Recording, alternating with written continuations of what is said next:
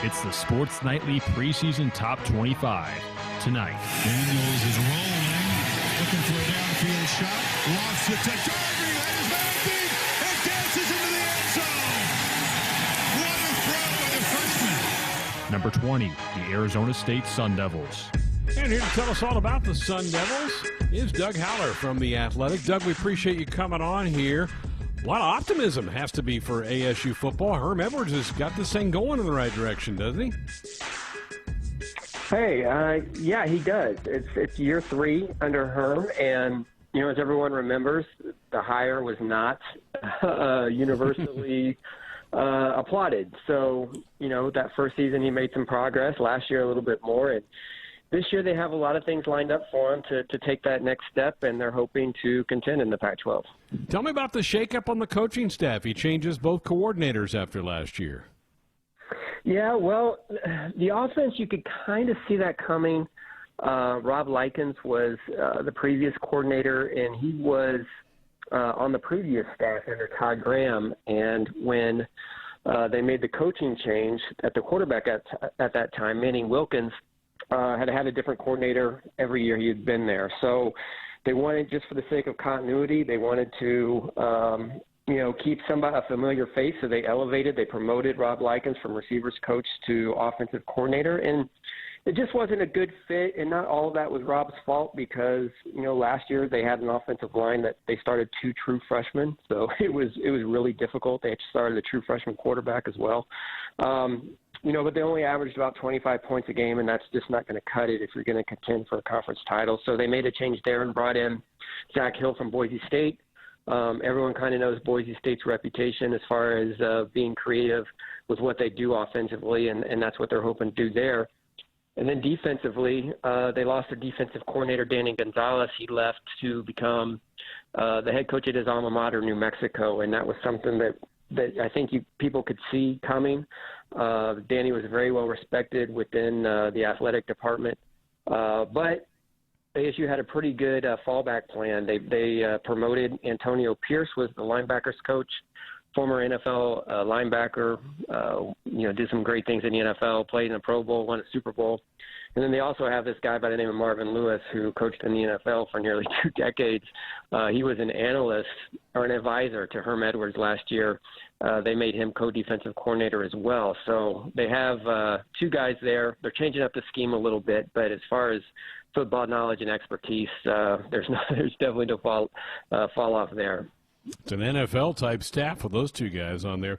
Jaden Daniels was terrific last year. Doug, tell our audience a little about him, and where do you think he can still grow as a quarterback? Well, everybody kind of knew. He came in. He was rated, I think, as like the number 2 dual-threat quarterback in high school his senior year, put up just crazy video game type numbers. Everyone knew he would get a chance to start, and it didn't take long when he was here for spring ball as a true freshman. He enrolled early, that he was probably going to be the guy. But everyone expected growing pains, and to be honest, there weren't many. I think in the second game of the season at Michigan State, that's a pretty, as your listeners know, that's a pretty crazy environment. He leads the game-winning touchdown in the final minutes, and that was the first sign that the kid was different. He just doesn't react negatively to pressure, and for someone that young, that was pretty impressive. He led Arizona State to 3 comeback wins like that: 1 against Michigan State, 1 against Cal, 1 against Washington State. He made probably the play of Arizona State's season against number 6 Oregon that knocked Oregon out of the playoff race there late in the season, 3rd and 16 through a pass down the sideline to their top receiver, Brandon Ayuk. Just really poised. Through 17 touchdowns, just 2 interceptions, doesn't make many mistakes. Where he can be better is his accuracy. He wasn't some of the short to intermediate throws he needs to be a little bit better at. The deep ball, he's pretty good. And then just choosing to use his legs. He can do that. Last year they kind of didn't want him to do it as much because they really tried to keep him from taking big hits. They were trying to be really protective of him, but that's an element that they want him to showcase a little bit more this year, and I think we'll see him add that to his game. Again, visiting with Doug Haller from the Athletic, talking about Arizona State. We have the Sun Devils at number 20 in our preseason top 25. Okay, Daniel's back, but top receivers, a couple of top 2 or 3 are gone. Benjamin is gone from that backfield. What about the weapons around Daniels? Yeah, that's a question mark. Yeah, they do have talent. It's young talent. They brought in 2 4-star running backs, DeMonte Traynham from Ohio and Daniel Nagata from California.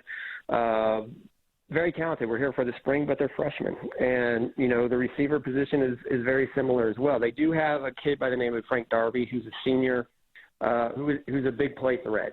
He averaged almost 20 yards per catch last year, which ranked 10th nationally. He's really good at getting behind the defense and making plays there. Is he as well-rounded as Brandon Ayuk was? Brandon Ayuk was a first-round draft pick. Probably not. But he is a weapon. He is dangerous. And then, they have a lot of youth. They signed 4 kids who were top 100 receivers last year in high school. But, it just depends on if they're ready to make the jump. None of those 4 were here for spring. ASU was among the fortunate schools. They got in 7 spring practices before everything was shut down. In the new offense they're running, it's a little bit different, and the receivers have a little bit more responsibility. So it really is going to depend on whether or not they can pick up those things. But, when you lose Benjamin, who's one of the best rushers in school history, when you lose a receiver who's a first-round draft pick, that without question is a concern, replacing those guys. Doug, let's talk defense a little bit. How will the adaptation from the 3-4 to the 4-3 work in your eyes, and what kind of stars are on that side of the ball for the Sun Devils? Well, they're going from a 3-3-5 to a 4-3, which is more of a traditional scheme, of course, and that's what Marvin Lewis and Antonio Pierce. That's kind of their background. They returned 8 starters from last year.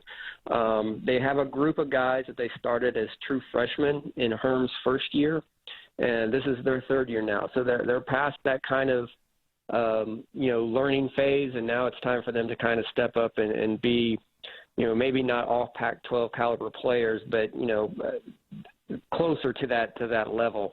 So they're expecting big things. The big thing for Arizona State on that end, their corners are solid. They have a 4-year starter on one side. They have a former 5-star high school prospect on the other. Their linebackers are good. Their back end is solid. It's just going to depend on the pass rush. Last year they played Colorado, and they didn't get. I remember standing next to the Colorado's quarterback, Steven Montez, at the end of the game, walking off the field. I noticed he had a white uniform on. He didn't have one grass stain anywhere. Wow. So I took a picture of it. I went back and I watched the game again. They didn't touch him one time.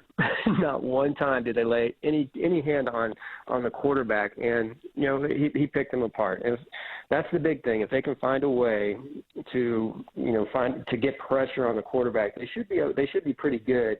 They think they have the corners that can allow them to play man coverage, so that could help out there. But that's really their big question mark, is if they can find a pass rusher that can just cause problems.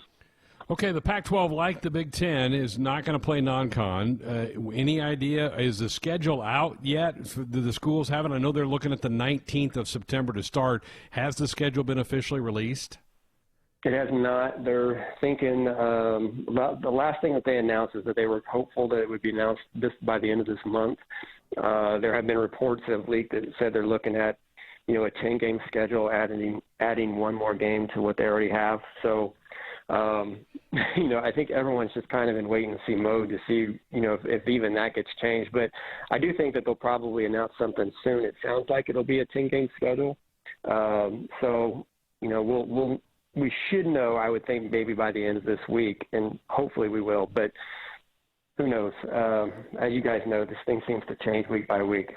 Oh, hour by hour. Have the Sun Devils stayed healthy? Has the virus made its way through the team at all? Have they been very transparent with what's going on with testing? They have not. They before they started voluntary workouts in June. They had like a Zoom call with the media and kind of explained what their procedures were as far as bringing back players, how they were going to phase them in as a team. Their protocol for being in the facility, having masks on at all times, leaving coming in the same door, walking the same way to the locker room, to the weight room.